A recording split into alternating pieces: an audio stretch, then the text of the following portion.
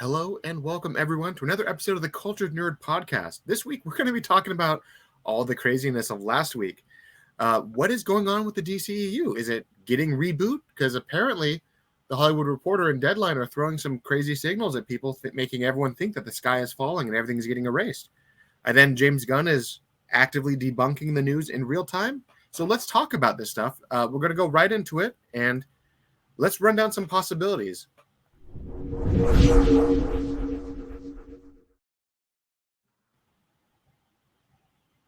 Yeah.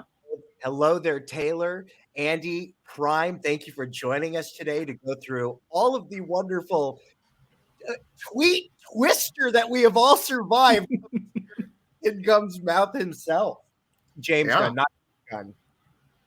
So, before we begin, obviously, let's introduce everybody because a lot of people who do watch the show should know who you guys are, but we also want to, for people who don't watch the show, also introduce who you are and understand your voice. So when you talk, they're not like, who's that person? So obviously this is me, Taylor Murphy, the host. I've been running this thing. To this direction is Michael. Go ahead. Hi there. I'm Michael. Taylor invites me on. He sends me Pokemon games in the mail, and then I call him when he should be watching his babies to trade me shinies. We did actually. That was a fun half an hour distraction from my day. Go ahead, Prime. Oh, my bad. I'm in limbo. Oh, sorry. Well, I am Prime. I'm the Godfather, but you can just simply call me Prime. I am pretty much, I'm not politically correct, so I'm a little bit more edgy than most. But I care about the truth and just the common sense factor of business. So that's just how I roll. So so people that actually know me know how I operate. But yeah, my name is Prime. I appreciate everybody coming through. My name is Andy Behbakht. You can call me Andy B because I know I do not have the simplest last name. I'm an entertainment journalist. I'm a podcaster and a huge comic book nerd. Known Taylor for years, and here we are on this fine December evening with all this madness that happened just 6 days ago. It's been what, Andy, 6 years now? I think it was 16 when I met you. Yeah. And I've known you, Prime, for about a year and a half, maybe 2 years, I think, or whatever the Snyder movement. 2 years, yeah. And then Michael, I've known you 30 years. So, to be fair, I was the kid next door. So it was just, I have a leg up on everybody because of a geographical similarity. You know what I mean? I just lucked out. I grew up there. Yeah, it was. We moved into this one neighborhood when we were what was it, 4-ish when that neighborhood was built? 92, 91, 92. It was 91, I think. And it was 90, 91 in there. And then you lived, you weren't directly next door. You were 100 yards away because your house was across from the park that I kept wanting to go to because there were swings. And I was a 5-year-old who wanted to be on the swings. And there was a series of cul-de-sacs. Yeah, there was the top park. Then there was Austin and Ian's park. There was the big slide park. And then that there was the so far in the park. other direction. It was so far down. You couldn't get down there until you had bikes. And then once we had bikes, we could go there. Yeah. Anyways.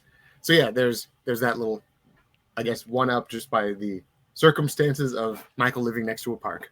So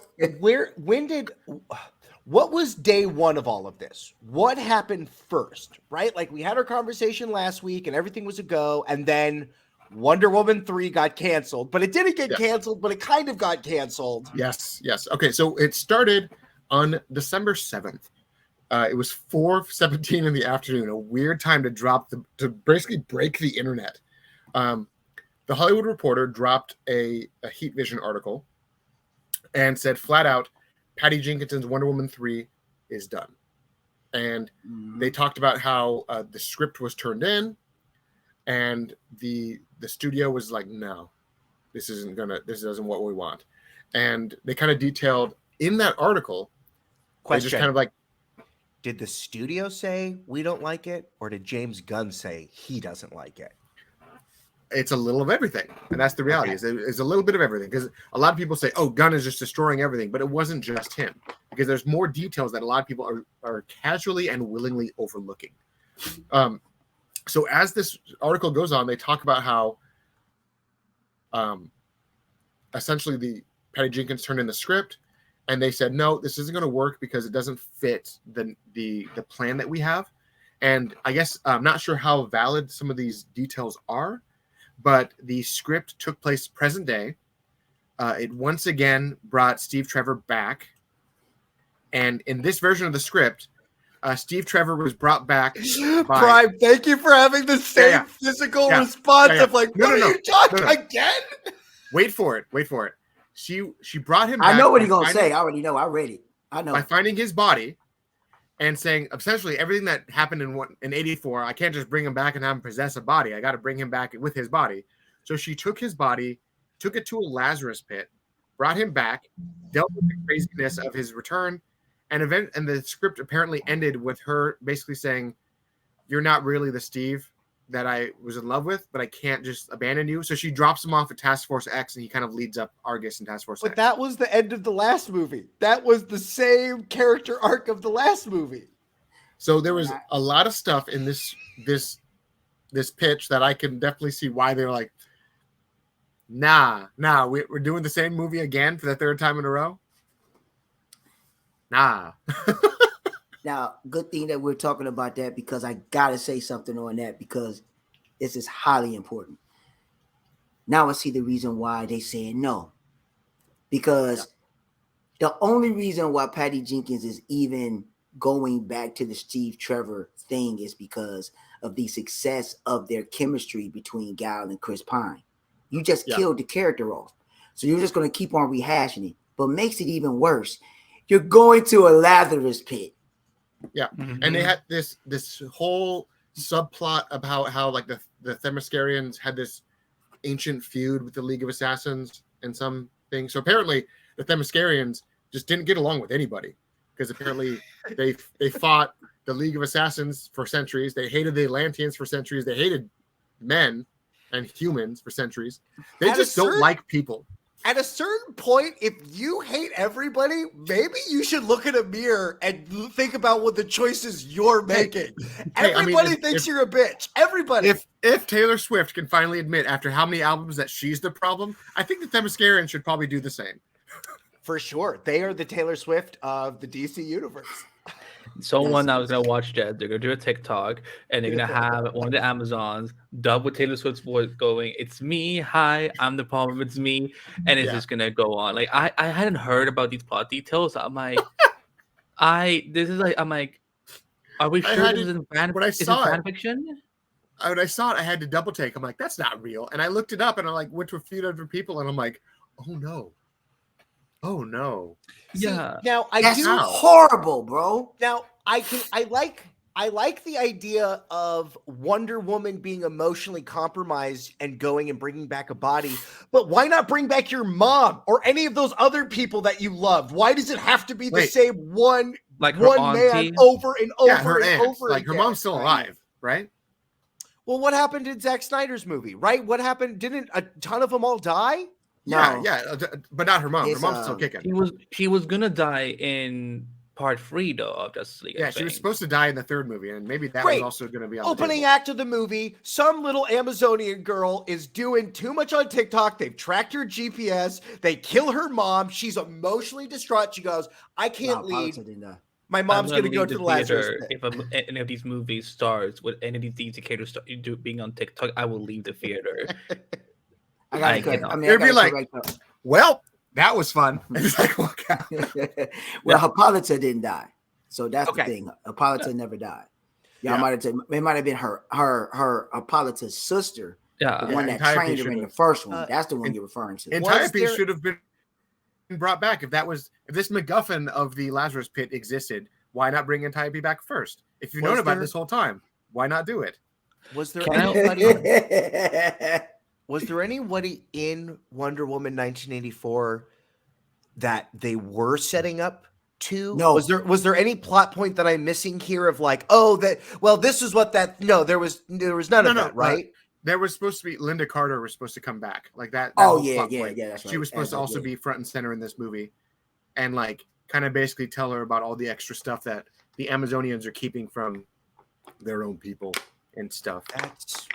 See, that's the only part I would look forward to seeing, like Linda Carter come back or something Yeah. like that. But it's like, first of all, I don't like the idea of a Lazarus Pit being used. Like, if we're gonna see Lazarus Pit for the first time in the DCU, it needs to be in a Batman story. Like, I'm sorry, like that's that's how. Whether it was Dick or Jason who died, I don't know what they're sticking with anymore. But like that Robin who died, that should what we should have seen first. Like, I don't need to see Lazarus Pit be first of all.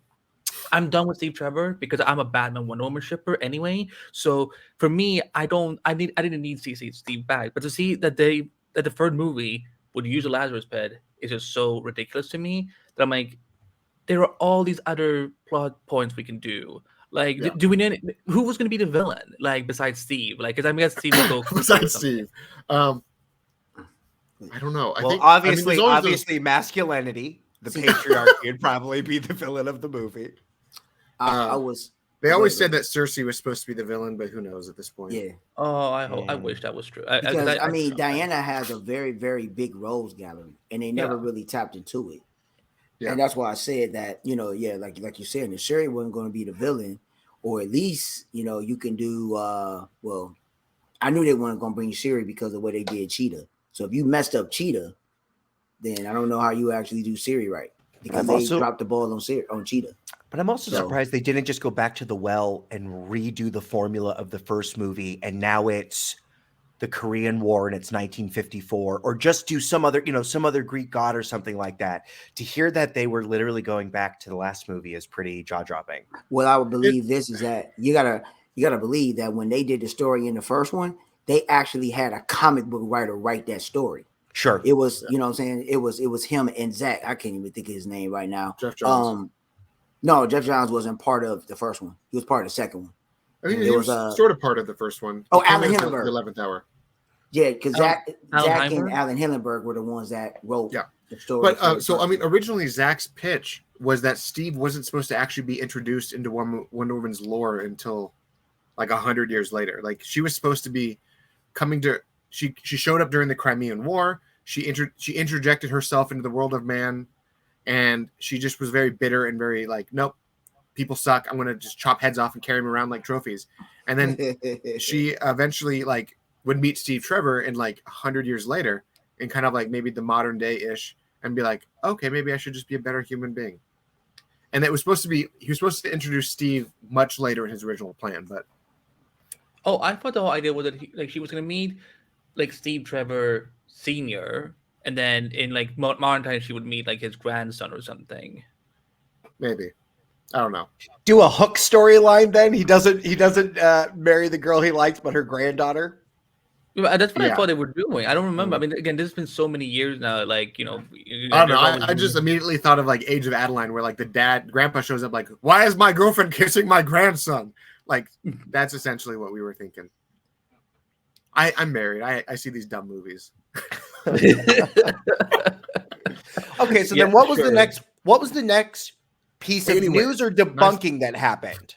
In the news, in that initial article, they talked about multiple times Warner has had no comment. They kept saying Warner has not confirmed any of this stuff, but they talk about how essentially Jason Momoa is probably done, and he's probably going to get recast as Lobo.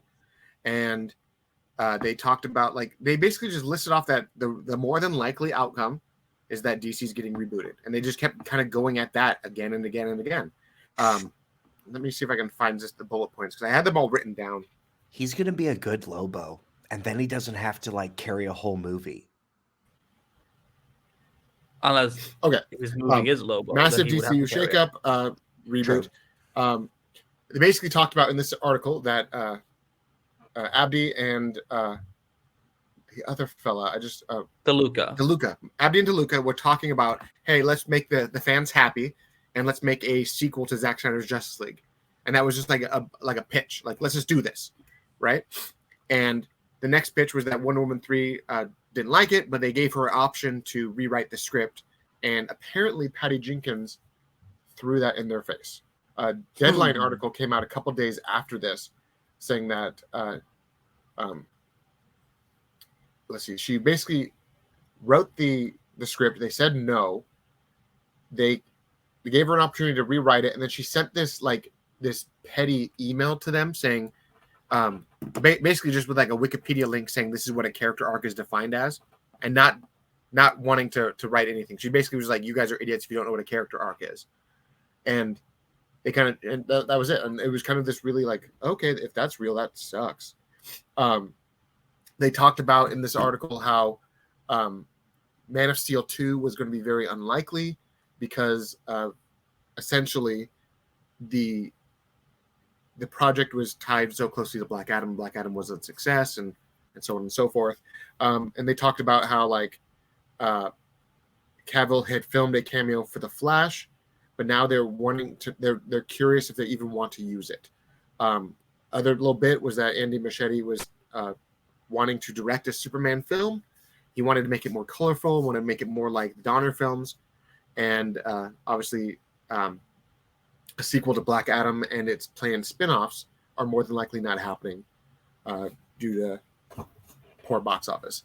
I agree with Prime's head nod. We do not need rehashing of old Supermans. We need a new and different Superman movie.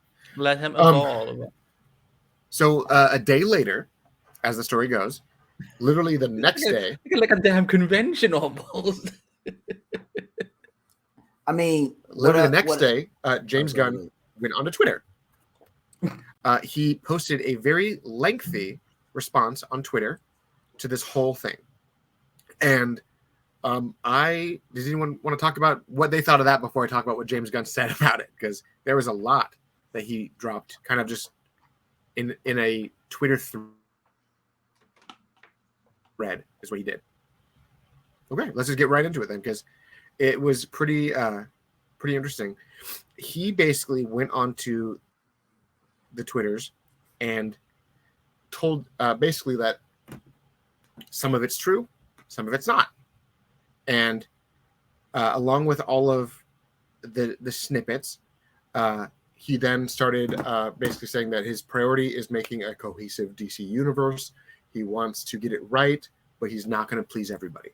Not everyone is not going to be happy by what he ends up doing, which kind of reaffirmed a lot of people think that a reboot in some capacity is happening, because he didn't debunk it, but he also didn't. Go ahead, Andy. I just wanted to add the point that he said about that. While some of it is true, some of it is not. Some of it they also haven't decided yet if it is true. So it's just the exact just quote was. There.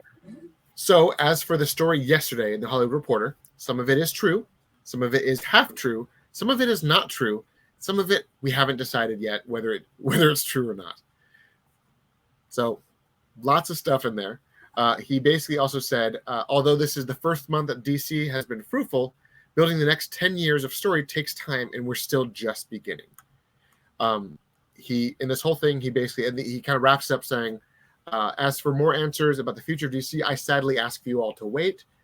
We are giving these characters and the stories the time and attention they deserve, and we ourselves still have a lot more questions to ask and answer. So a lot of people were happy with him saying some of it was not true. A lot of people weren't happy that he didn't answer really anything, but he just kind of reassured that there is a lot still happening, and nobody really knows what's going on. I wonder how much of a bad taste Patty Jenkins has in her mouth from dealing with all of Warner Brothers, because that response is a very aggressive response, and I don't know what was said, but I also feel like her being like, I don't want to work for this company anymore. You know what I mean? Like, they've done a lot, and she, I'm sure, has been given notes up the wazoo. I mean, not Wonder Woman 1984, right? That we saw it get re-edited, right? We saw the other version, not her version of the movie. We saw another version of the movie. No, we actually saw her version of the movie. That was her version of 84. The other version. Oh. The first movie was not her full version. Well, the first part of it much got worse. to the end. Yeah. Okay, Yeah. maybe we should not do no versions then. I was going to add something to your question, Michael, because I am because when I read that report, and again, I will say this because I've been mocking them for the last couple of days. There's a civil war going on between all these trades. I don't know. It's the worst pissing contest I've ever seen. Yeah. But if this report is true, what she did, what she said, how she reacted, obviously, that's just not the way to do it. Like, don't email and say, here's what a character arc is. I think there's better ways to discuss it. But from a part of me could also almost understand her a little bit, because I remember a couple years ago, I went to an edit bay visit for the first Wonder Woman. They showed us a couple of scenes, and like the No Man Land scene, which had a completely different score, which I kind of wish I wish they had used that. But we were talking with Patty, and one thing she kept bringing up was, the almost a long decade of back and forth she's had with Warner Brothers about trying to bring Wonder Woman to life and so on, bringing these ideas to them and so on, so on. So I wonder if this was maybe just a culmination point of her just going, I can't do this, I can't put up with this anymore. Like, I put up with it for over a decade. Again, professionality is still valid, but I also don't like the narrative people are also spewing right now online saying that, she's being difficult or painful. Because again, we know that female filmmakers in Hollywood, they do have it rougher than men do, and 100%. So I'm trying to look at it from that perspective, but this is all crazy. That's why, I don't want to give too much credit. Again, it feels like I don't know what's happening with the trade. I wonder if it's this thing that if it's okay to bring up, because we talked about it a couple of years ago. We were kind of talking about like how Warner Bros. Were kind of trying to test the water and see who was leaking stuff. I don't know if tell me if you recall it, Taylor, like how they were sending out false information through who they thought were leaking things to the press. Just a lot of companies do that. They will put out. They will tell certain people that they feel are leaking information, certain things, so that if that information leaks, they know what not to disclose information to. They've done it before with other trades. It's how certain prominent scoopers get debunked in real time. It's because they've put out certain details to that source, which pass it along just like they expected, so they could then publicly like shame them, saying you were wrong. This is why you're wrong.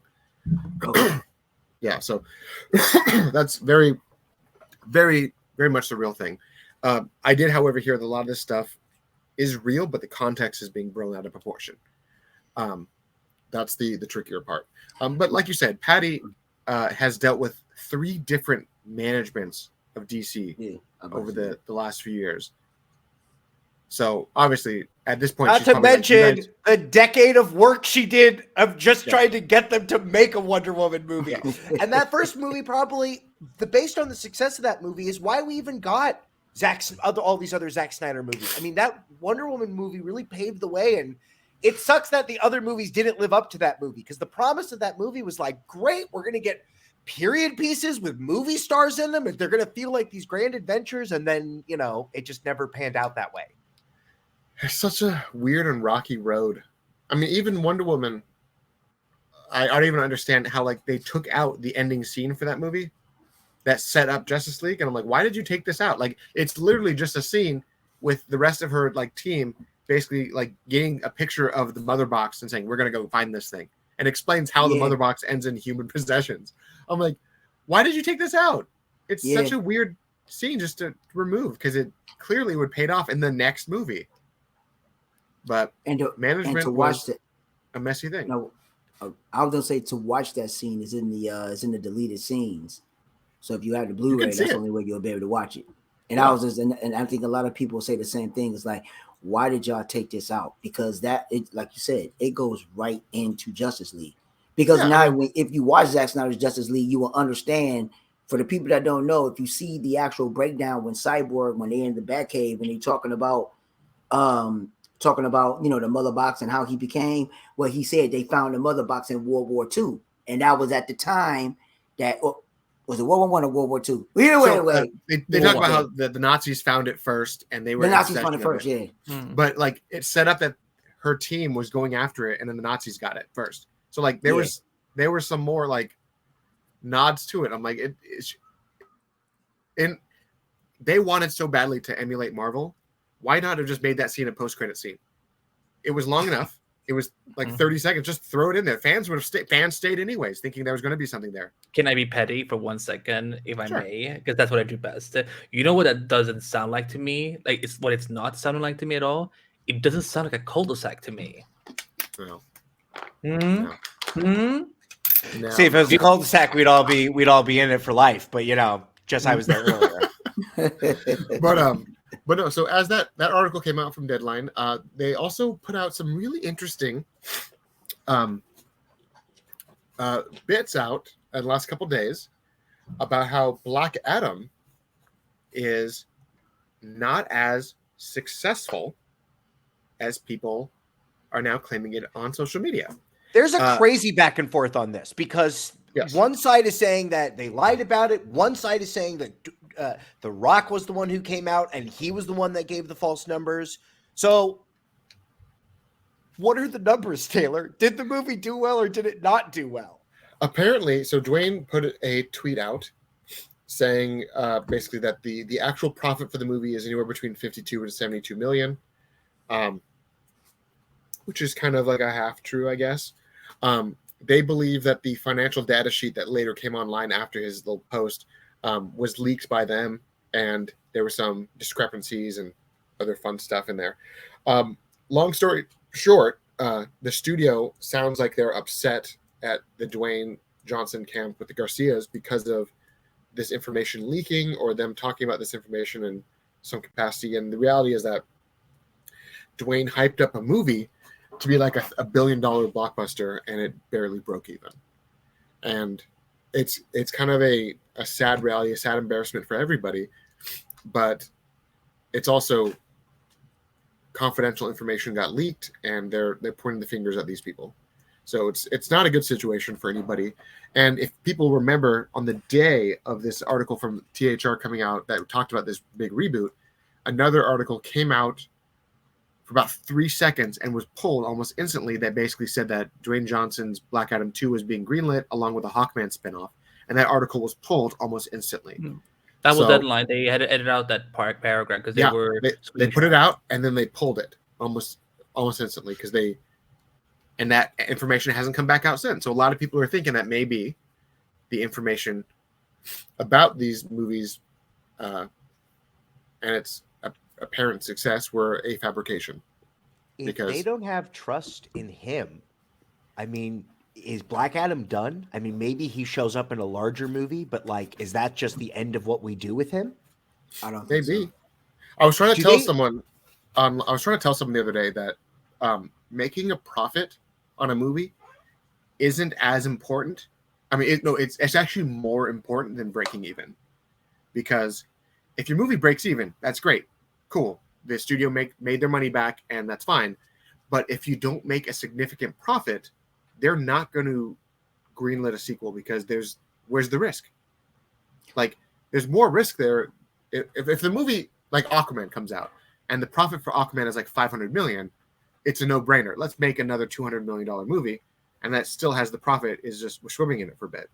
But if Black Adam came out and only made $50 million profit, what do you do with that? Do you risk it again and try to make another and hope that the profit margin is higher, or do you think it's going to be the same? I'll say this. Even though it made a profit, and even though Dwayne Johnson had put the actual, how should I say, comparison to Captain America, I would say this. Because Black Adam wasn't a known character like that. Yeah. So hardcore DC fans are pretty much the only ones that really knew who the character was. Now, what they were betting on was that since Dwayne Johnson is a big name, it could bring, the general casual audience in. Now, let's just say, I don't think that he actually fibbed or anything about the finances or the actual profit. But basically how I'm looking at it is this. It did what it was supposed to do. It's out there. The character is out. Now, if he made a little profit or they brought even, so be it. But I believe, and this is just how I believe and how I look at it, is that the character is out there. Now people know of it, of the character, and with Superman being in it, it does give it a little push. And when you think about it, is that even though it might not did everything in the box office, it might be very, very highly successful at home through rentals and digital, which it did very well. So HBO Max on Friday. It's coming out on HBO Max on this Friday worldwide. Right. Friday. So you have to look at it for what it's worth. I don't think they're going to scrap Black Adam. They could probably do some things differently. It's probably going to be a lot of tug of war with that because Dwayne has his own outlook on how he want to take the character and connecting it to the particular universe. But only time will tell. So we just have to see. But it did do what it was supposed to do. The character is out there so people can know who Black Adam is. Sorry. I think what's probably going to happen is if the universe doesn't get reboot, the bigger problem was that they're going to try to micromanage it a little bit more. Okay. Because this movie suffered from bad editing. It suffered from disjointed scenes. It basically, someone like James Gunn could see very plainly where the issues are and say, if we would have fixed this here, fixed this there, or changed this whole ending and take out this weird skeleton army plot that makes zero sense, would it be better? Would it resonate better with fans? Would we have a better story? Like, it would probably be less in their control. And I think that's probably what the fight is going to be. I would say this. I don't think the fans is the issue. The issue and what they're trying to do is that they're trying to really resonate with that general audience. You got to remember, the fans is not really the big issue, because us as fans, we don't even make up the big percentage of it anyway. It's the general casual audience and what they're trying to relate to. So, even as fans, I'm just looking at it from another perspective. Let's just say that, okay, we say fans, we enjoyed it. We enjoyed it because we see the character on it. But it could be divided with the general casual audience and what it was with, critics. You know how I feel about critics. I don't listen to critics. But my thing is, but it was divided. So let's just say if you go to any critical platform, where people put their opinions, well, the actual audience is going to give it higher rating than the actual critics. So a lot of people actually enjoyed it. And I'm not just going by Rotten Tomatoes. I'm going with, IMDb. I'm going with Metacritic, whatever it is that you go and you look at it. Yeah. So if you go ahead and look, the audience percentage is high. So you have to look at it. You have to look at it like that. And just people just didn't go out to go watch the movie, which is kind of baffling because it is enjoyable for the general casual audience for them to enjoy. I think the things you brought up is that they had to make it up in the beginning, right? They're introducing this new character.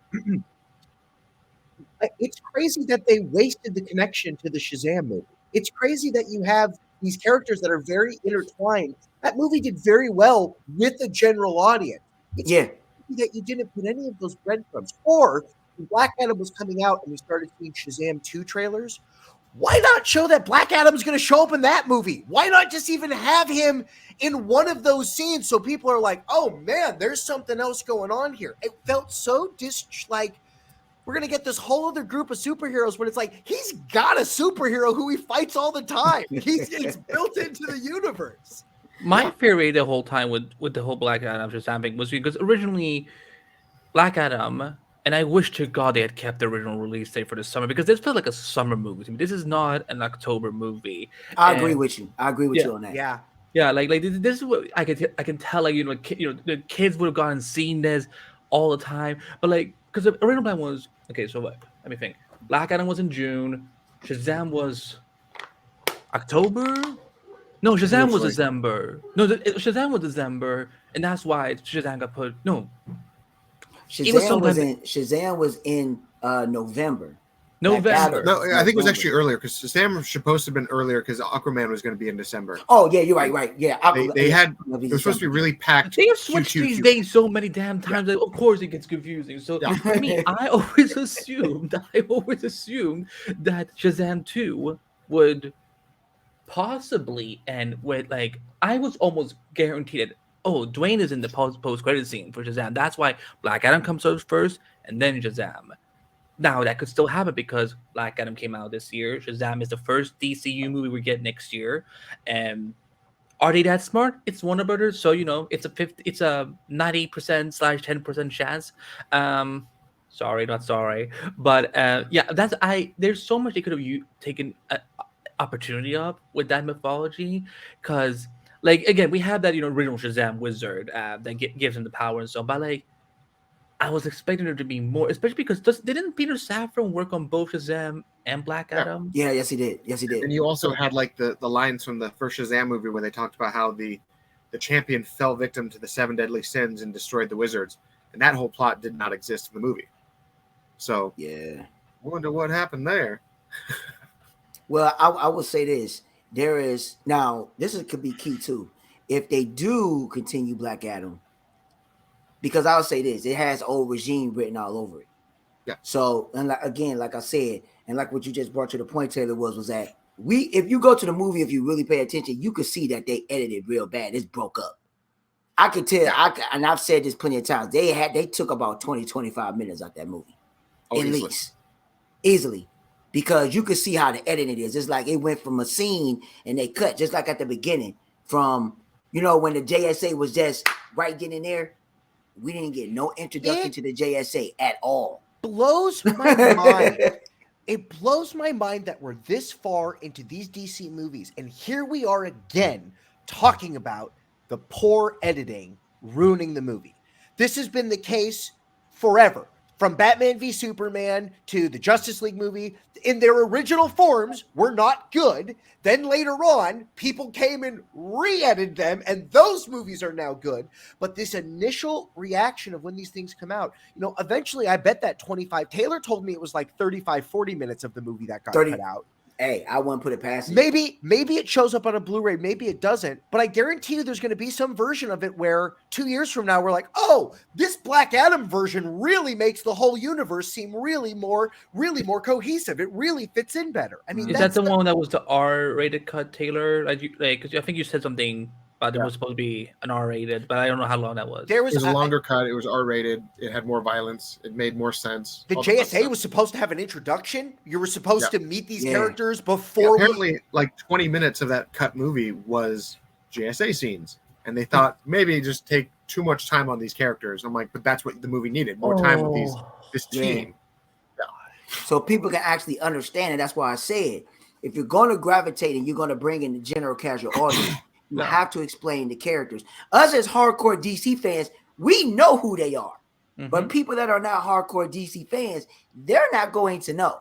You just can't just throw them in there like that.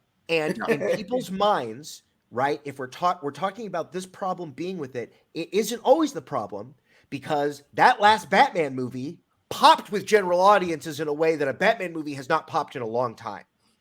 Probably since Heath Ledger's Joker Batman movie. Dark Knight. I mean, that movie was a great theatrical experience. And I love telling people that aren't into superhero movies, you should watch this movie. Because, to Prime's point, the only people that saw Black Adam were people that are into this genre. Right. Yeah. That's hardcore DC fans. And even if the general casual audience did come in and they watched it, it's an enjoyable time because it's a lot of action. But a lot of it, they're going to go in as like, well, who is this character? Well, what is he about? Oh, he's sweet. He cool. I guarantee it. Everybody liked it. Did I miss a movie? Did I miss a TV show? Did I miss a comic I should have read? Right. And I think the most important... And I guarantee everybody liked Dr. Fate. Everybody liked Dr. Fate. So... See, and that's where I feel like the most important part of Black Adam was that Dwayne "The Rock" Johnson is playing Black Adam. And they can do with whatever they want with all the other pieces around him.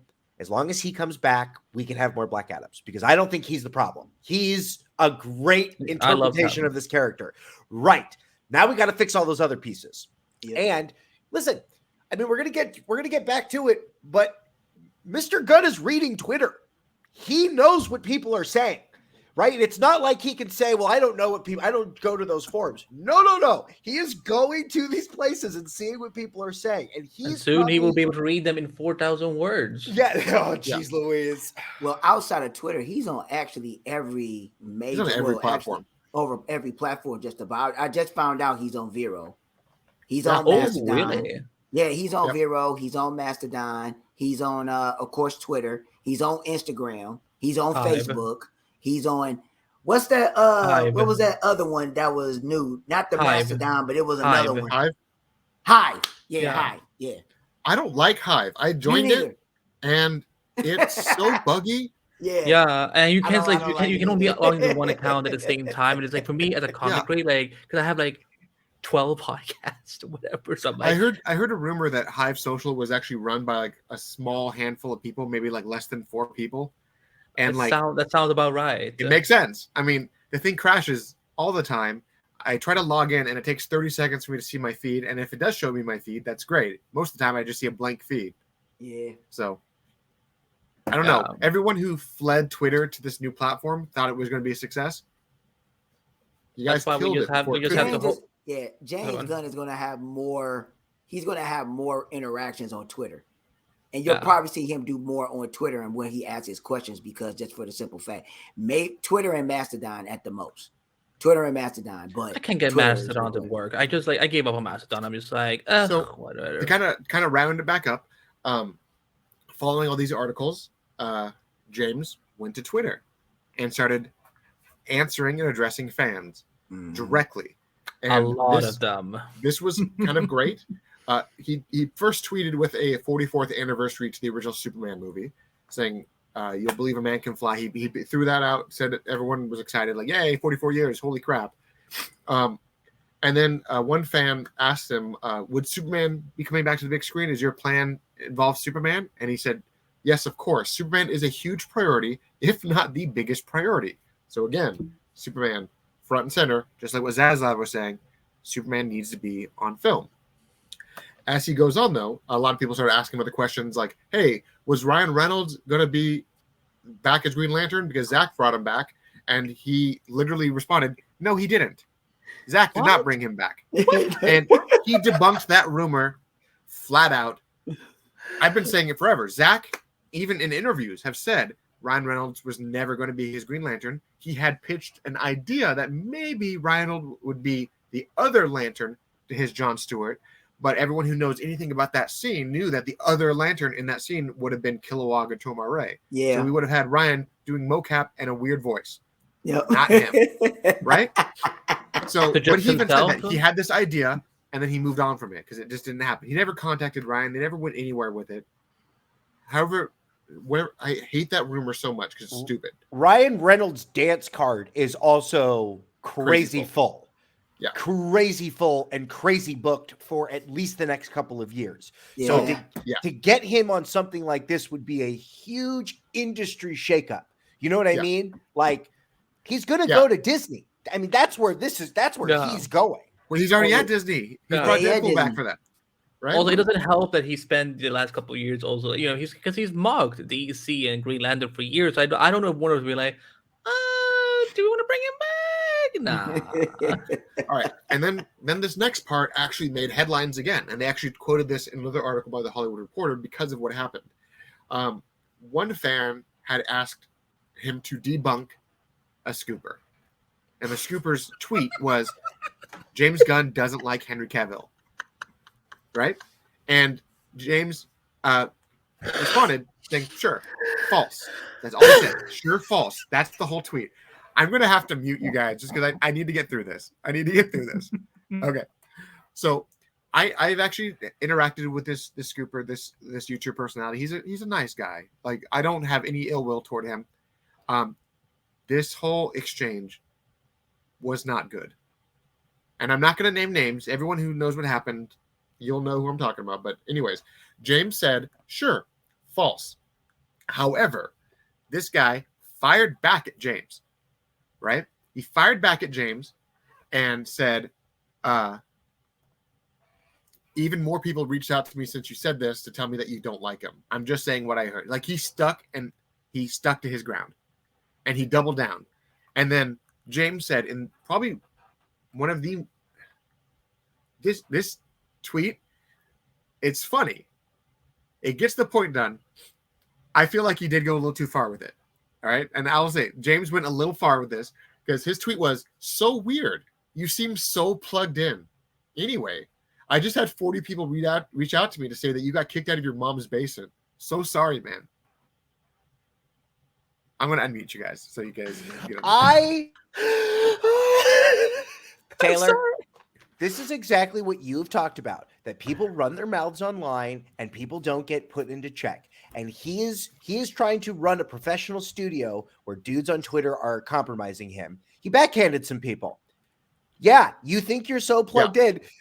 Why do we not believe the man who's in charge? If he says he likes him, he likes him. I don't understand. What are we reading into here? Anyways, this whole exchange was pretty out there.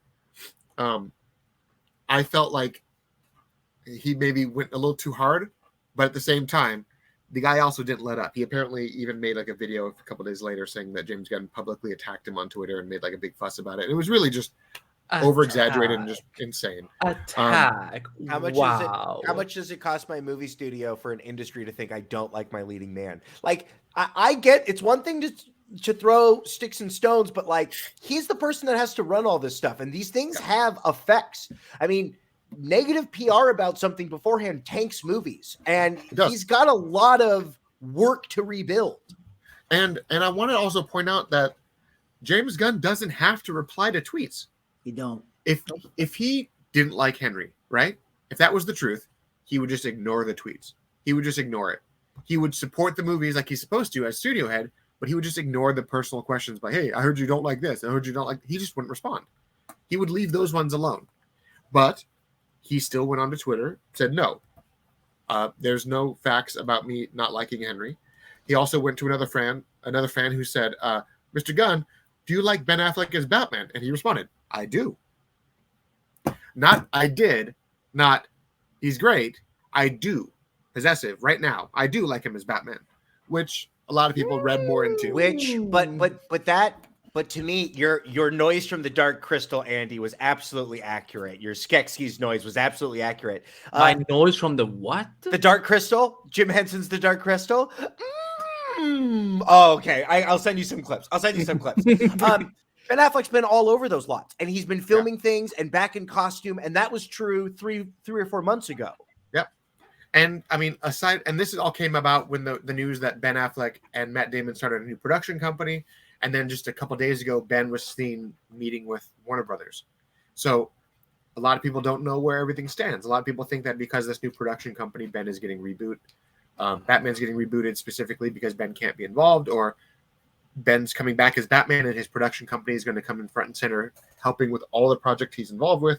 There's a lot of stuff, right? But James doesn't have to respond. That's the point. Mm-hmm. He doesn't have to go out of his way and say, no, Ryan Reynolds is not Green Lantern. No, I don't hate Henry Cavill. No, I love Ben Affleck. Like, he doesn't have to say all these things. He doesn't have to do any of it, but he's still doing it.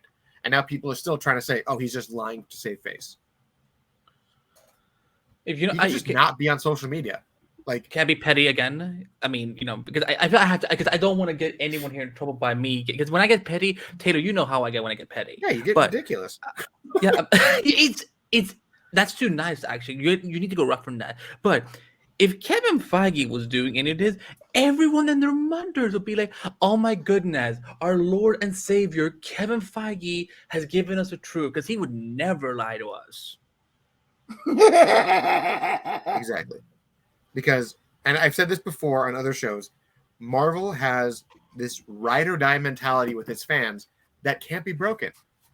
And James Gunn choosing to be transparent is probably one of the most dangerous things that he can do as a studio head, because if he's being genuine, like he is, that could be very dangerous, because a lot of people, hold on, oh, yeah, Michael sent me a clip to send to you, Andy. So it's for Andy. It's for Andy's phone. Send it to Andy. Okay. Andy, I'm going to send this to your phone. Anyways, James doesn't have to be transparent. He is choosing to go this route to build trust. Why would he jeopardize it by lying? Because his whole goal is to build trust and build transparency. The worst thing you can do in your attempt to build trust through transparency is to fucking lie. Well, I would say this with Gunn is that understanding he know that he's in the comics, and that's good. But he has to realize the DC fan base and the DC community is highly, highly divided. And a lot of them that's in it, they are fickle. So you have to look at it like that. That's how I look at it. I don't think that James is doing anything that's dangerous. I think he's putting stuff out there to just let people know, like you said. He's not lying about anything. He's just interacting with people and just want to, how should I say, let people know that if you want to say ignorant stuff and you want to be stupid, well, I'm going to debunk it. Yeah. Because people, I'll just debunk it. You're not going to get me in trouble. What would make him be in trouble if he just said something and then he lied about it and then went somewhere else? But he's not doing it. So, and I think he's having fun, to be honest. Because he also knows that Kevin Feige isn't going to hop on Twitter and talk down to these people. He's got a slew of Disney executives that do not want this type of publicity. He knows how to handle himself on social media. He's a writer. He knows how to write these things in tone. Just like Taylor broke down Do you like him as Batman? I do is a very interesting choice of words. I watched the clip and wow, okay, that did sound a lot like that creature. Okay. Right, okay. right. Yes, please stay. Yeah, so everyone who hasn't caught on yet, Michael and I, our childhoods, I was super into Star Wars, and Michael was really into everything Jim Henson. There's a 1-to-1 crossover between Star Wars and Muppets. The moment you found out that they're all the same, all those people worked on those movies. So there's a real crossover. Yeah, no, Yoda is a Muppet. Yes. People need to realize that. Anyways, as this goes on, what? He's a Muppet? Yeah. Same people made both Yoda and the Muppets. The voice of Miss Piggy is the voice of Yoda. Boom. Mind blown. There you go. Yeah. That whole set, that The Empire Strikes Back is such a good movie. Luke Skywalker is having to emote to a puppet above him like this. There's nobody there. He put so much into that movie. That movie is all of the tricks and trades of making a movie. Anyways. I feel like my reality has been like like broken. I never realized that Miss Piggy and Yoda On a behind the scenes, he's George Lucas said that Yoda looks like if Kermit and Piggy had a kid. okay. I want you to be aware of this thing. Also, on that same note, Frank Oz. Yeah, Frank Oz. What a trooper. Anyways, yeah. let's just get out of that. Let's get out of that. So the question now is always been, what is the DCU? Is the DCU a reboot? Because that is what all three of the trades, THR, Variety, Deadline, they're all saying the same thing, that it's running toward a reboot. Now, by definition, what is a reboot? Because Hollywood has a very different definition of reboot versus what the word actually means. And layman's also have a very different definition of what the word reboot means versus what it actually means. So, Andy, when you hear the word reboot, what is a reboot to you? Reboot to me, I mean, I can look at it from, because I cover a lot of television. For me, reboot to me can mean that you reimagine something like you take, for example, the Flash TV show we have right on the CW. Can be a reboot from the 90s TV show with John Wesley Shipp. But a reboot can also be, even though I like to say revival, could be when you bring back X-Files, for example, for season 11. 12, something like that. Yeah. Or like you bring back Community for a movie, for example. Or reboot can also mean sequel series, like kind of like what they've done with Gossip Girl, like the original Gossip Girl show, now there's the other Gossip Girl that is a sequel to that same universe. It just takes a couple of years later, focus on other characters. And I admit I watched both, so I will put that Or out on there. the topical note, Willow, Dark Crystal, those new sequel projects are technically reboots of the property, because it's, by definition, the word reboot is to the act of booting a computer system again. And then when you reboot a computer, you don't take out all the bits. You don't tear it apart and then reboot it. That's rebuilding. That's a different thing. Now, Taylor, I thought that reboot was when Bob would save Dot and Enzo from the games. Is that not what a reboot is? I love that show so much. But no, is that too deep of a 90s reference for everybody else? Too deep of a 90s reference. Okay. But no, the question has always been the terminology, because when they say the character of Batman is getting a reboot, that means that they're rebooting the property, not the actor, right? But if he's saying that I'm rebooting DC, he could be bringing new life into it, restarting it with the same actors. It's not sure what his reboot is, because his reboot could either be a reboot of the entire DC universe where he's starting fresh, or he's fixing and rebooting what was already there. That's the question. I think it's going to be a little bit of both. And I think what they need to do with these characters are good movies, but people understand their origin stories. Unless it is a character that has never been on screen before, we know where Superman comes from. Give me a good Superman movie. We know where Batman is. Don't show me year one. Show me a different time of his life. And I think maybe that's what we do with some of these characters. Let's just get the Dark Batman movie, or the Batman movie where Ben Affleck's in the robot armor. Let's get to these other stories so that we can find new places to take these characters. I think with lesser known characters that especially never been on screen. Like for example, I know because people are speculating like Mr. Terrific as one of the characters that James wants to use. A lot of people would argue that he was on Arrow. Well, first of all, that wasn't even the real Mr. Terrific. That was one they created for the show that was inspired by the original Mr. Terrific. But like, if we meet, for example, let's say they do a JSA. I mean, I've always said, if these dumbheads at Warner Bros. Are listening, do a JSA show on HBO Max, and for example, there you can tell Mr. Terrific's origin story because we never seen that version of Mr. Terrific anywhere. But like, yeah, like, but someone like I don't need another Superman origin story. Like, I get it. Okay, baby cries, gets born, planet blows up, he gets sent to Earth, kryptonite, boom, all over the planet. Bald dude gets petty about super alien. I get it. We all get it. But like lesser known characters, like for example, a movie I've been waiting to see for years is the Booster Gold movie actually written by my friend Zach Stens. That character has never had his origin story told. He's been in one episode of Smallville and one episode of This Tomorrow before it got canceled because the showrunner was trying to fight the network, being like, "We're gonna put Booster Gold here, so you have to renew us."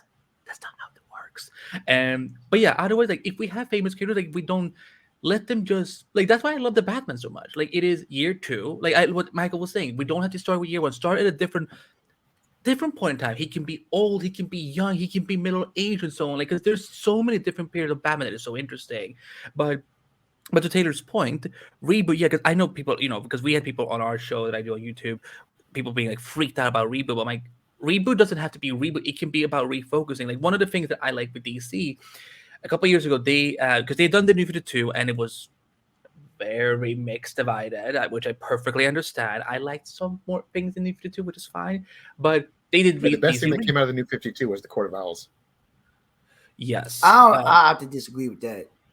Yeah. That's one of them, but there's a lot more stories. Yeah, there's a lot more stories. So we're almost on the same time.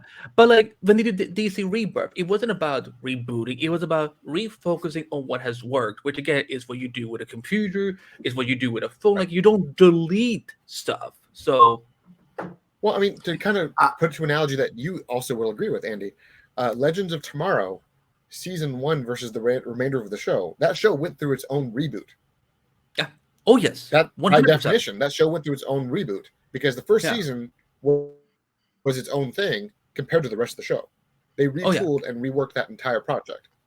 Yeah, the problem was the Legends was supposed to be an anthology show. We were supposed to follow a team every season, but people fell in love with these characters so much from season 1 that the format didn't work in terms of like because they were like the Legends of Tomorrow was very much like all the other Arrowverse shows, lots of comic book references, a lot of comic book characters. But eventually they started moving away from. They started creating their own characters and just kind of going with like it's essentially.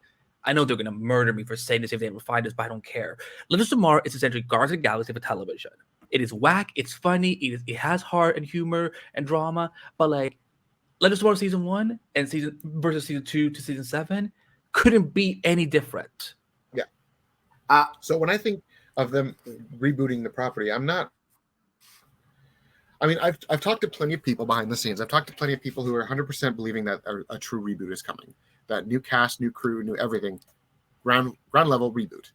And I've also talked to some people that have said that James is probably going to pitch a partial reboot, like keep some of the key actors, replace some, keep others, and kind of just not acknowledge that it's been like a proper reboot. Like Henry comes back, but he's got a different Lex and a different Lois, or new Flash in his face, but a different supporting crew, or there's like things like that, like a partial reboot. Like some characters are completely rebooted, some characters are half rebooted. But the reality is we could face a total reboot. That is something that is very much on the table. I fully believe it's going to be a full reboot because this is what I just believe. This is a new regime and they're trying to erase anything from the old regime. Why put Band-Aids on it? Why? When you can just start off fresh, it's going to start off with your name, with the people that you have in, and you start off fresh. And that's why I say that as of now, once this full slate is done, they have a full year to get something together because DC Studios doesn't officially really start until 24. Yeah. Where would you like to see them? Where would you like to see them start, Prime? we get a year. We're then going to say, great, that's the end of this chapter. We open a new chapter. How would you like them to start all this off? Do we see another standalone Wonder Woman movie, another Batman movie that leads to something? Or do we start with Justice League, a JLA movie, where at the end of it, we then follow individual stories after that? I'm going to say Justice League Immortal was supposed to be. Right. It's a double-edged sword, because this is what I'll say is that if you're going to do another Superman, let's just go with Superman for one. Okay. We got Man of Steel, which is fantastic, but you have, how should I say, you have people that are still stuck and they want that old Superman. But that people fail to realize is that a lot of people that really didn't care for Superman, the character resonated with them when they watched Man of Steel. Okay, because you have to make the character relatable, but a lot of people don't want the character to be relatable. That's why I said the community is divided. So if they start over again, Henry Cavill wants to do that Boy Scout, Superman wants to do all that. Where if you do that, it might backfire. So because this generation, they're not going to relate to that. I'm gonna be honest with you, they are not going to relate to that. They will relate to the Superman of now.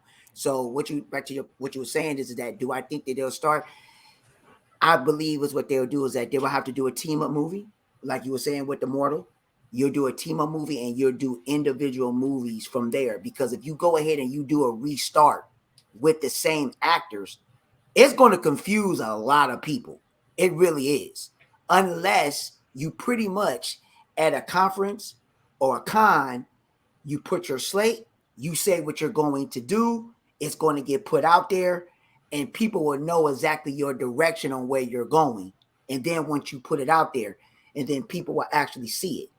But that's just my outlook on it. You do a team up movie, you eradicate everything, you start over from fresh, you get all new personnel. If you're going to keep main people, because I'll say there's the only two people that I would say that you have to keep. You have to keep Henry Cavill. And you damn sure got to keep Gal Gadot. Because if you recast Wonder Woman, if you recast Gal, that's going to be, you can recast Henry easily, but Gal is going to be hard. And what's funny is we're sitting here talking about what we wanted out of a Wonder Woman, and she had such great chemistry. That's the movie. Wonder Woman and Superman have to team up to do something. And we'll see them fighting dudes. Like dudes are like coming at them, and Wonder Woman and Superman's like, listen, smash their heads. I don't understand. Why can't we go out to Indian food? And then Wonder Woman takes her lasso and swatches a bunch of guys and goes, Wait, I'm not going to have sorry. Listen, hold on, stop. Everybody has to stop. I'm a shipper. Taylor knows that he's going to punish me before I even bring this up. I will not go and see a Superman and Wonder Woman where they kiss. I will not. Oh, no. Well, Okay. You have to play your sexual tension. But you have to look at it from this end. But at the same time, At the same time, Andy, I understand that you ship Batman and Wonder Woman, but canonically in the comics, Superman and Wonder Woman always end up. But Ben Affleck and Gal Gadot are so hot together. Ben's probably not going to be Batman anymore. That's the reality. Right. Ben Affleck is not Batman. I'm praying that maybe that something will happen. I'm probably not gonna get what I want. But it's like no Clark and Diana. It's closed forever. Okay? I think they want. Oh no, Prime forever. No, I just want to say this thing is that this is the thing when it comes down to the audience and what a lot of people get confused. You have the audiences that like continuity, but then you have the people that like Elseworld stories. But DC excels better at Elseworld stories, but they want to have a continuity universe. And to do a continuity universe, and you're going to implement elements from the actual books, there have to be a lot of things that you're going to have to implement. Like for instance, Andy, if you don't know, Diana and Superman were in a relationship. I know. If you read the new, if you really look at it, if you go, but not even that. Prime, to back up your point, in Kingdom Come in the 90s, they got together and had a baby. Yes. So I can accept that. I just when it comes to them, okay, listen, if they did like what's the name of? They have a label now for their like Elseworlds books in the comic. They don't call it Elseworlds anymore. They call it something Black. You talking about Black Label? Be like, hey, well, yeah, if they did a Black Label movie, for example, type of movie, kind of almost like the Joker, where They have done a Black Label movie. It's called The Joker, Yeah, and I it know, should I know. have said DC Black Label I Joker. agree. But like, let's say they do Kingdom Come as a Black Label movie, Which I believe that's what they would do the blueprint for. But go ahead. yeah. But like, if they do a Kingdom Come movie, I would love to see that universe where Clark and Diana get together because, Gal and Henry, I could see their chemistry. For me, if we're going with the DCU, DC, whatever the hell they want to call it, It's DCU. DCU, yeah, now. thank you. Yeah, I like. It feels like it just feels like that company is flip flopping every day. Like tomorrow they're gonna be like, you know what?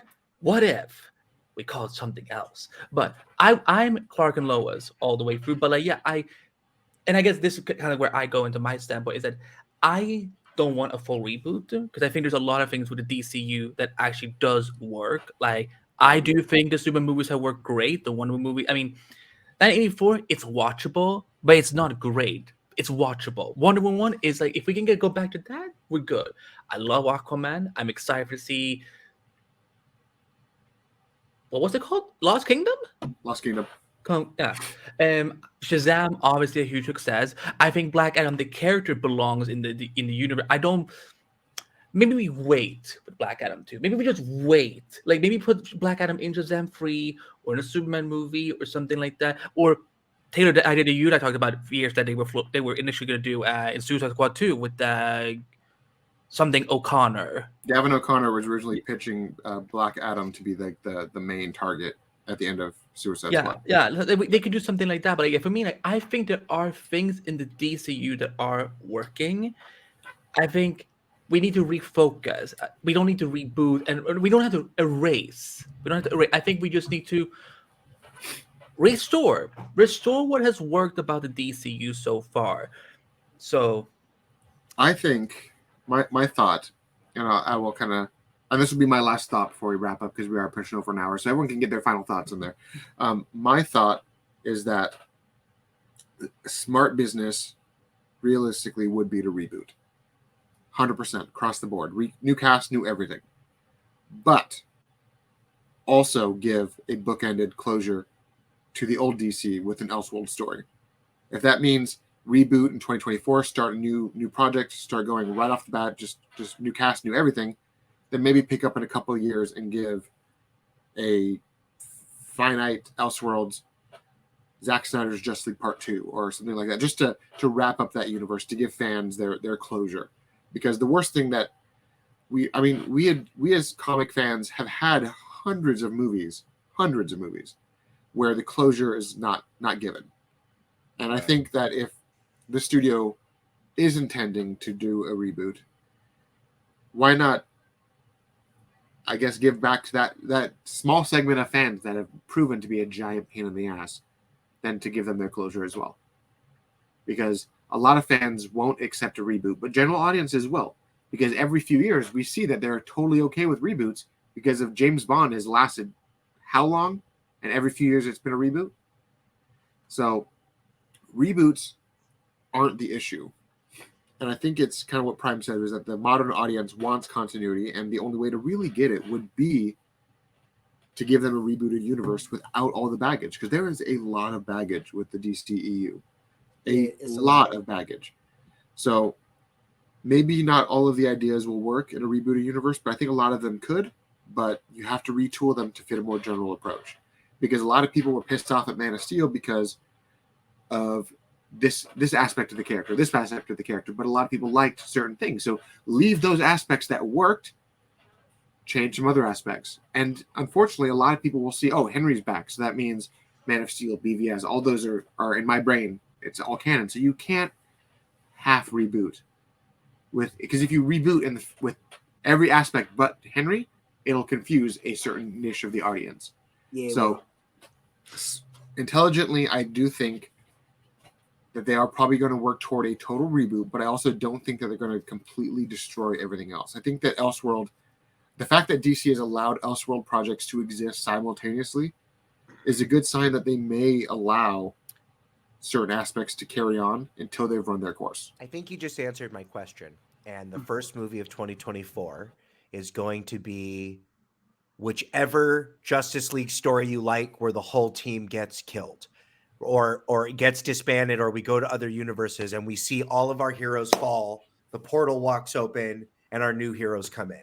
I think that's what we're building towards. Or one of these heroes, one of our 6 that we like, Shazam falls through the portal, and they're like, "Great, you're here. We got to go." And he's like, "Who are you?" "Bro, I'm the Flash. Why are you doing this right now? We hang out all the time. I gave you my Xbox name. We just were playing Xbox." Right? However, No, listen, Flash is a PlayStation guy. Okay, hold on. Yeah, Barry Allen in any universe, I will not stand a Barry Allen. I'm Barry Allen, and I only play PlayStation. Yeah, I hear you. Yeah. Thank God. Yeah. I think it's going to be something like that then. We know that Shazam is an Xbox guy per film canon, so it was in the movie. He plays Mortal Kombat. He plays Mortal Kombat. Listen, some are gonna go for Chanel, some are gonna go for Walmart.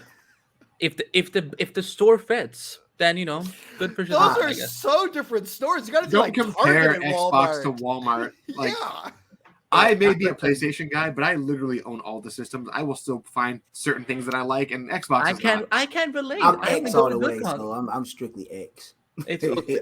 I still dig you, but I'm just like, for me, my Barry Allen in no matter what universe, he's a PlayStation guy. Okay, we're getting distracted now. Yeah.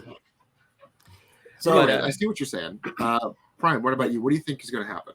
I will just say this and just lay it on the line. Like I say, it's going to be a reboot, but for them to do it, not to go ahead and rehash and redo origin stories, because you don't have to do that. You don't. You really don't need to do that, because what's going to happen if you do an origin story and let's just say they do bring I don't want to be long-winded, but when they said doing the Richard Donner thing again, that really pissed me off. It really did. Okay. I'm like, come on, people. That's 40 some years ago. Let it go. Comics has evolved so much and the character has evolved. And I try to tell people, when they try to change Superman, think about it. This is back in 1986. And when John Byrne went ahead and did Man of Steel, and people tripped out. And people started to relate to the character more at that time. So all I'm saying is that just to finalize it as a whole, just rebooting it as a whole, I think it'll be good. I think it'll be in a good direction, and it'll be good for the studio moving forward because it's fresh. You're getting rid of everything from the old regime. You're not going to have anything there. You could retain some of the main focal points, but get rid of everything else and then just start fresh. Just as me. And again, the Snyderverse is done. I mean, I don't care what nobody say. I want the Snyderverse back so bad, but business-wise, budgets and all that, it's just technically on your point, Prime. I want to be very clear. The Snyderverse died when Zack stepped away in 2016. I like I say, I agree. It has been dead a long time. The fact that they gave him Zack Snyder's Justice League was a miracle. But fans, you give them an inch, they take a mile, and that's what happened.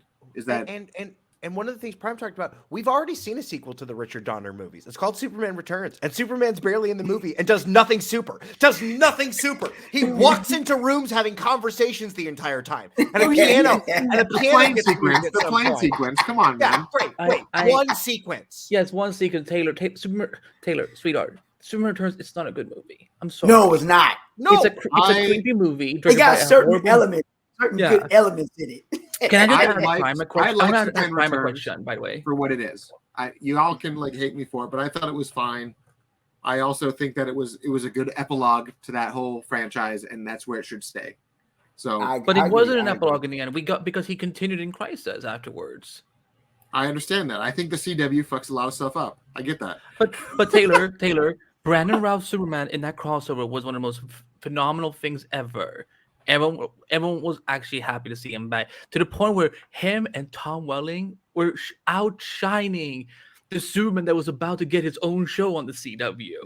But I wanted to ask Brian a question. When you say keep the vocal points of, instead of rehashing, does that mean you would not keep any of that? No matter how much we love Hal and Gal, they would also be done. Gal and Henry are probably the only focal point.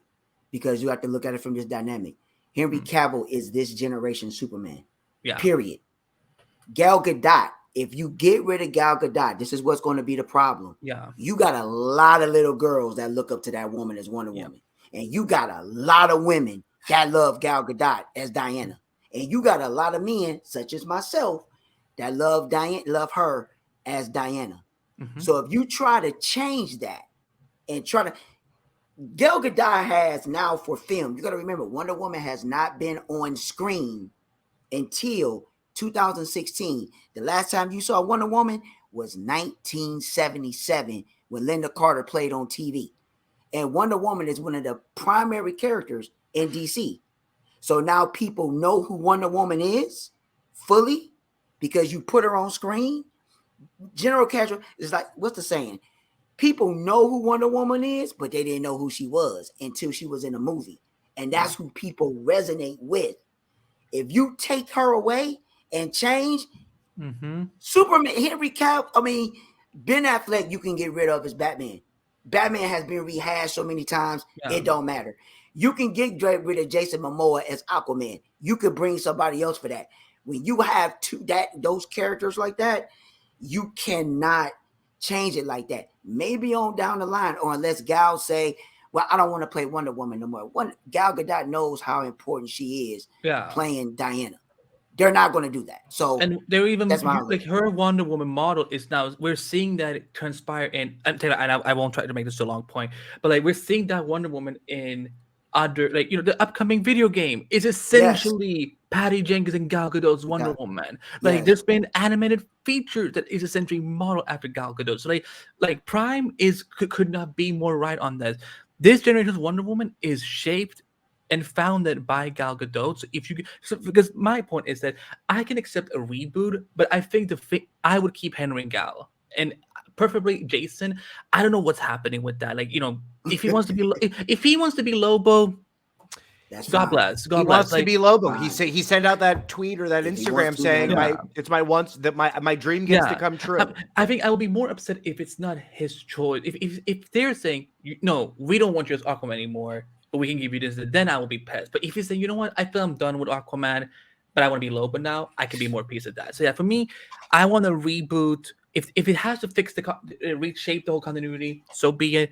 But I think Hal and Gal, they work. You can give them new scripts, new character foundations. I don't think we need to recast those specifically. The rest, I can accept that. Because it's happening. Everybody, the Flash, everybody, they're all going to be different. Yeah, the way if it happens, like because right now, like everything seems to be so up in the air. But if it happens, I'm gonna say if it happens, I'm with Prime on his point. But as long as we have Hal, oh my God, I put their name together. No, we want Hal Jordan in this project too. We need Green Lantern on screen. I get it. Everybody else is expendable. Ezra Miller is done. We know it. Regardless of how good he's going to act, done. I don't care. I don't care what nobody says. Once the Flash, he has to stay on behavior until the movie comes out.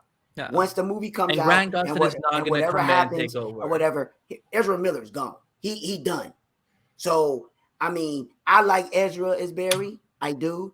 But when it comes down to business, and you being the image of the company, and they're going to go into a new transition, they gotta make those changes.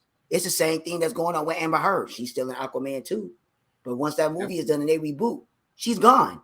So everybody is expendable except, like I said, 2. Everybody's expendable.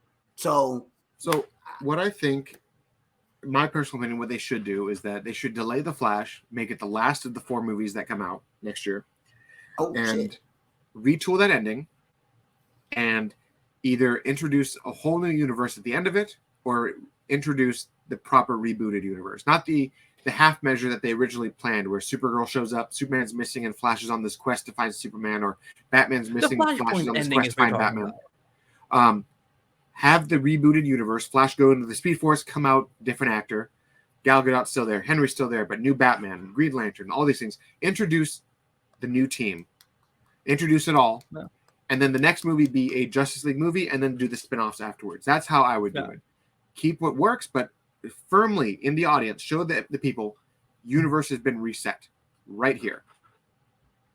Directed by That's how Taylor Murphy. it should be. The only done. problem with this, your plan, I was thinking the same thing, but the way they got it set up, Flash is going to come out before Aquaman, and then to make And it Blue even Beetle. worse, they So they have pushed to it up flip it. a week. They have Yeah. to flip it like But pretty that's why hard. they, but that's why if they swap, If then they it can help. do, that But would at be the same sweet. time, But at if the same they time, swap Blue it. Beetle doesn't have any built-in references to the current DCU. You can cut those lines out. You can change that, make it part of that new canon. It's kind of its own island. Yeah, they have some references, but those references can be retooled to make them canon to whatever new canon you establish.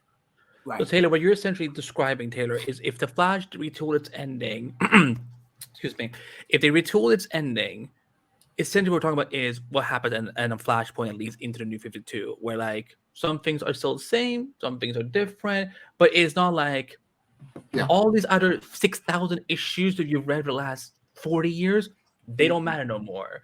So like, I honestly, I agree. I think putting Flashpoint and if the Flash and Aquaman swapping places will be good. We shoot the ending, and then whatever cast comes out. And to my fellow Flash fans out there, no, it's not gonna be Grant Gustin. Everyone always keeps asking me like, do you think Grant Gustin should take over the Flash? I'm like, no, he's about to wrap his 10-year run on the CW. I think he wants to go do other things. Yeah. But I think that's kind of where we're at. We all think that a reboot of some form is coming. Now the question is what Gunn and Safran are going to pitch next week. I think Ben Affleck is going to be an old man with a cane, and a kid's going to break in, and we're going to get a Batman Beyond for one movie until they flip that universe, so we get a cool Iron Man Batman for a movie. Don't put that in the outer universe now. I want to see Ben Affleck as Batman Beyond. Anyways. All right, everyone. Thank you so much for joining us. There was a lot more to talk about, but I think we're going to talk about more stuff as it becomes available. But thank you for being here. Thank you for supporting us. If you want to help us do what we do, keep the lights on, patreon.com/theculturenerd. I have been your host, Taylor Murphy. My co-host, Michael Santel. I've got Prime the Godfather and Andy Behbakht as my guest today. Thank you all for my Patreon supporters and helping us do what we do. And if you're at home, scan the QR code. Join us for all of our things. And remember, the DCEU may be ending, maybe not going anywhere, but we were all part of something great. So let's not forget and be grateful for what we did have. So thank you all for joining us. Have yourself a wonderful day.